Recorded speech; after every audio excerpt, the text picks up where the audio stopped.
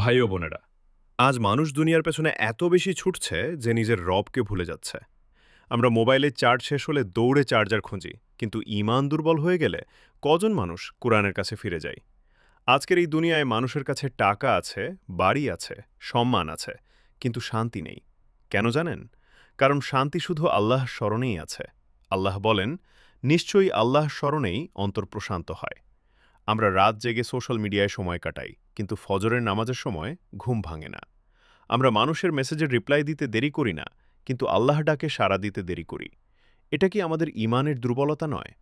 একবার ভাবুন, যে মানুষটা আজ অনেক শক্তিশালী, কাল সে কবরে একা থাকবে। যে মানুষটা আজ অহংকার করে, একদিন তাকে মাটির নিচে চলে যেতে হবে।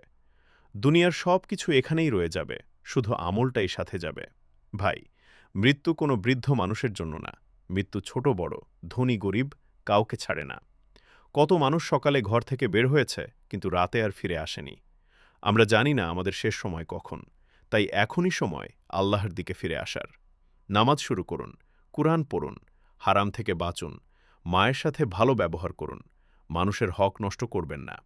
কারণ কিয়ামতের দিন টাকা কাজে আসবে না, পরিচয় কাজে আসবে না। কাজে আসবে শুধু ঈমান আর নেক আমল। শয়তান সবসময় মানুষকে বলে, এখনো সময় আছে, পরে তওবা করো।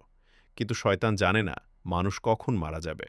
তাই দেরি না করে আজই তওবা করুন। আল্লাহর দরজা এখনো খোলা আছে। মনে রাখবেন, যে ব্যক্তি আল্লাহকে পেয়ে যায় সে কখনো প্রকৃতপক্ষে হারায় না।